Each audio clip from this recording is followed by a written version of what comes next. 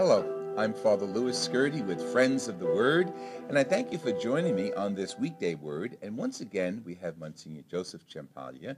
He is a Global Fellow of the Catholic Relief Services. Welcome, Joe. Thank you. Once again, good to be with you. Joe has been with us before, and I think these videos promote the ministry that Joe is involved with, which is called Catholic Relief Services. And there are so many aspects of service that comes out of Catholic relief. One of them is disaster relief. Yeah. So the scripture we're going to use is not a disaster, but it's a story of Jesus rescuing someone from the water. It's from the Gospel of Matthew. Then Jesus made his disciples get into the boat and on ahead of them to the other side of the lake, while he sent people away. After sending the people away, he went up a hill by himself to pray. When evening came, Jesus was there alone, and by the time the boat was far out to sea, tossed by waves because of the wind, it was blowing against it back and forth. Between 3 and 6 o'clock in the morning, Jesus came to the disciples, walking on the water. When they saw him walking on the water, they were terrified. "It is a ghost," they said, and they screamed in fear. Jesus spoke to them at once and said, "Courage, it is I. Don't be afraid." Then Peter spoke up. "Lord, if it is really you, order me to come out on the water to you." "Come," Jesus answered. So Peter got out of the boat and started walking on the water to Jesus. But when he noticed the strong wind, he was afraid and started to sink down into the water. "Save me, Lord," he shouted.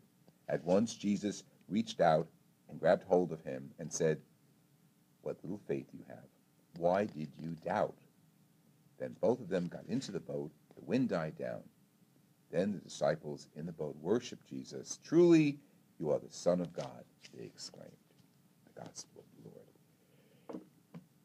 I wish we can always do that, reach out in storm-tossed waters and rescue people from tsunamis and hurricanes, but that's not always the case, miraculously. So we have CRS there to reach out on our behalf. How does it happen? Well, CRS is very well known for its disaster relief. If there's a hurricane, an earthquake, a flood, most likely Catholic relief is there because we already have services in 100 countries. And they're always the poorest countries, and that's where many of these things take place. Right. So you remember the tsunami back in 2004. Right. I think most people can remember watching television and seeing that 30-foot wave just come crashing into the shore and destroying everything in sight. Right. Well, in 2005, right after the storm, I had the opportunity to go to Sri Lanka with Catholic Relief Services. And the point was that we were going to see what had happened and what CRS was doing in response so that we could come back and thank the American people who had been monumentally generous in contributing to that relief effort. That's great. How did United States people contribute to that relief? Most of them just knew of CRS and did it directly. Sometimes parishes took special collections. And I think is one of the largest single collections in the entire history of CRS. That is great. It's like $70-80 million. It was unbelievable. I mean, not to blow my own horn, but one of the charities I support is CRS, not because you're here, because I've chosen it. And looking at the work that they've done, I now receive monthly updates and so on about what's going on. And to tell you the truth, that's such a normal way to respond at 21st century, through the internet. PayPal, send a donation, and I get a response immediately from the director. I contact them at crs.org. It's a little information for our audience.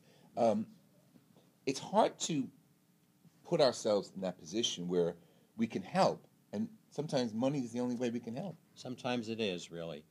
Sometimes people would like to send clothing or articles and so forth, but the amount of money it costs to transport those things really makes it prohibitive. So money is something that you can always use, and it enables you to put it right where it needs to be, and quickly, too. I want to tell you a few stories about Sri Lanka when we were there.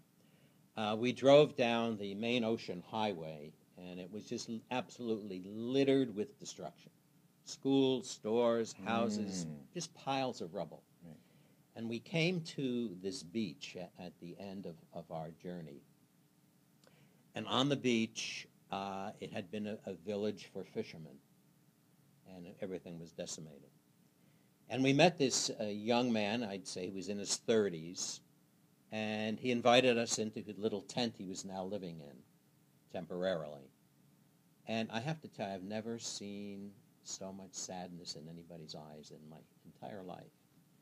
And he proceeded to tell us that in the tsunami he lost his wife, he lost his mother and father, he lost his children, his sister, his house, his boat. Everything literally was just washed away. But he had this determination and said, and I'm a fisherman, I have to be near the sea, and with the help of CRS, I'm going to rebuild my house right here. Wow. And it was very moving. Now, CRS since then has built tens of thousands of permanent housing for people who had lost their homes and lost everything. And now with upgrades like electricity and plumbing and all those kinds of things that they never had before. Talk about courage. Jesus is encouraging Peter to have courage. Yeah.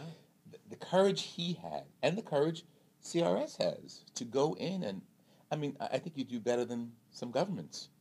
Absolutely we do, because we don't have any other agenda. Yeah. Namely, but to help the people. So you're not pushing ahead to get reelected, huh? Something about the sensitivity of CRS. Yes. Many of this community were Muslims. So CRS operates on the premise, need, not creed. So where there is need, that's where we're going to be. We don't care who you are. And we're not doing it to convert you. Right.